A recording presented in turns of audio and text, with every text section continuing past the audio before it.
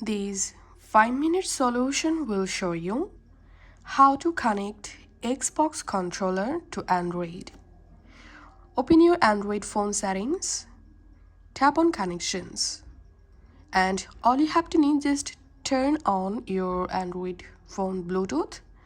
Once you turn on your Bluetooth, now you have to open your Xbox controller. Once it's turned on, press this little button to start Bluetooth pairing.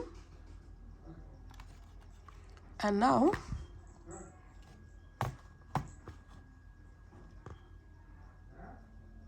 tap on scan on your Android device.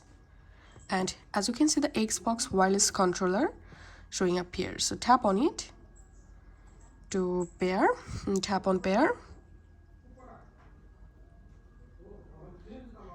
And that's it. Here we can see I've successfully connected my Xbox controller to Android.